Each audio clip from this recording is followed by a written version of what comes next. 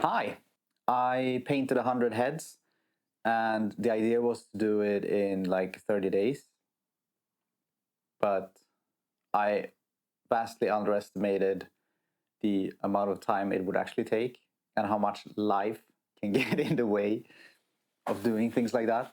But anyways, I'm done now. I've done 100 heads and or 100 portraits. It was a great challenge. It was a great exercise, I would say. Although I think I set out with an idea of what I wanted to accomplish and ended up falling into a bit of like old habits. So the plan was to do a lot of like do all these portraits, but use construction and constructing the head for each one and really think about the features and anatomy and things like that. But I quickly found myself just enjoying drawing portraits again. So I started with graphite.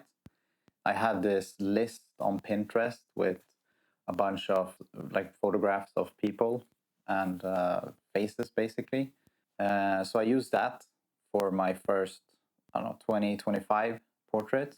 It was fun. I enjoyed sort of working with graphite again. I love that kind of drawing. But this was also where I sort of made my first mistake, which is that I just started to render a lot and focus on that, maybe more than actually sort of underlying features of the face and trying to sort of construct the head, which actually was the point to begin with. Yeah, my second mistake was probably just that I underestimated the amount of work 100 portraits would take. And I've seen other people do this challenge, like Ahmed Aldori, who I think came up with it. He did it in 10 days, if I'm not mistaken. So I was like, yeah, sure, I can do this in 30 days. That's going to be a breeze. Like four or five portraits a day, that should be a breeze, right? But yeah, I vastly underestimated the impact life can have on a schedule like that, especially since I'm not doing this full time or anything. Regardless of all the sort of mistakes or old habits that kicked in, and maybe things I wish I did differently, I really fell in love with drawing portraits again, and just drawing, like just drawing in graphite, drawing with ink, drawing with just digitally, and I kind of realized why I'm doing this to begin with. Just that I absolutely love drawing people, faces, and people in general.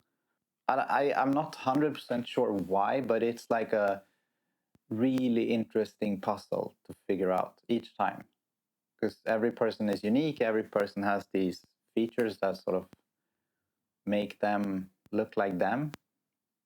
And sometimes it's really hard to, really, really, really hard to sort of grasp that and capture it.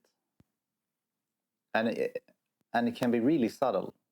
Sometimes you look at a thing, you see that portrait does not look like that person, like 100%. There's something wrong with it, but it can be so hard to figure out what it is, because it might be like the nostril is too big, or the eye is just slightly like it can be so, because we're so good. I think humans are just so good sort of recognize a person, because somehow our brains have figured out like the key marks of an individual and what makes them look like them.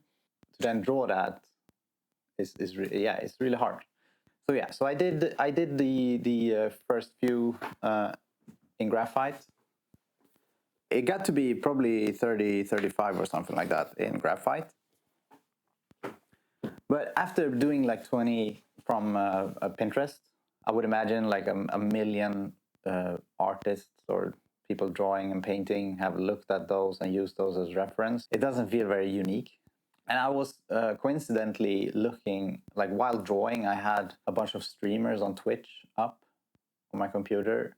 And these streamers were playing World of Warcraft Classic Hardcore. So when you die in game, your character actually just, you can't play it again. You have to start over. Then all of a sudden, half of the people die. It's basically like a reality show, but for nerds. which I am. So I took a lot of screenshots of them, and I tried to capture a few things from that happened to them during this season, I guess you could call it, and just put that into one page, and that was so much fun. Do you see my mana? What am I supposed to do for you? Let's pop. Big heals on me. Run, finish. Again, I think I look for narrative and like what tickles me when drawing portraits. Sometimes it's just about drawing like a portrait and trying to capture it as well as possible, but I do enjoy it slightly more when I have some sort of narrative around it. Then I went on to dabble with a few portraits in ink, and I love the idea of it, but I hate doing it. And I'm super impressed by people like mainly using ink for their work.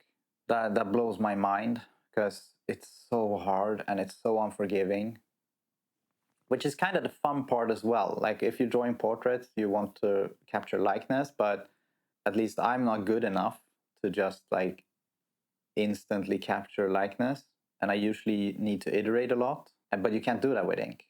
So once you put your mark down, you kind of have to live with it. It usually ends up with me not capturing the likeness that well, but it will like still look like a person, hopefully. That was sort of my goal with inking.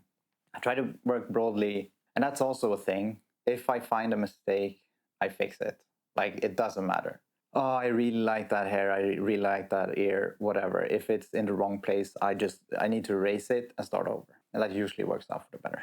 Anyways, after doing all these like traditional mediums, portraits, I was falling behind on schedule a lot, and I got pretty stressed out about that. I had to just move on. Then I was thinking like, okay, maybe I do 50, but that felt like a cop-out.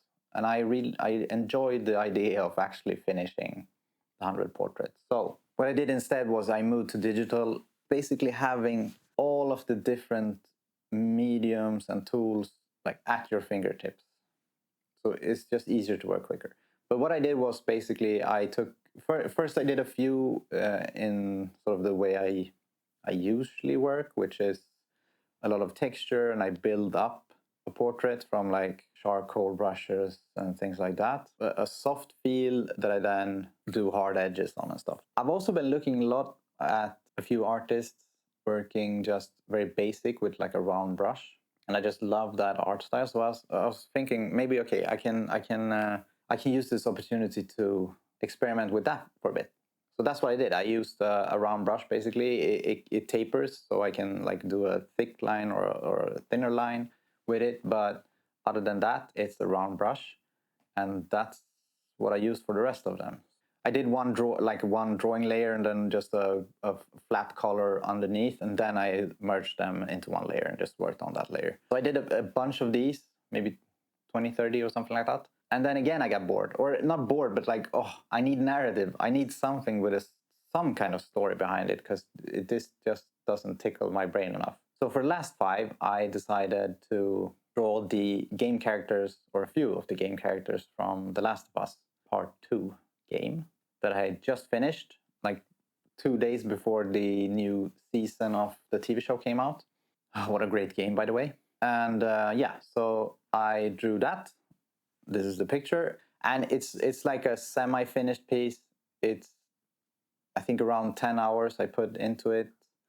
I could obviously spend 20 more really refining it, but at some point it's like I was happy enough with it, and I kind of liked the rough style of it as well, the textured style and the different brush strokes, and that's also like one thing I really enjoy in watching other people's work. Is when watching closely, it's just mud. It's just like really visible brush strokes, and it's nothing there really. But then you zoom out, it's like turns into a thing, and that always makes me smile. Next up, it's time for me to move on to the next thing, and we have more boxes. We have more draw box on the horizon here. It's more perspective. It's a few lessons from Drawbox, and there is the 100 chests challenge.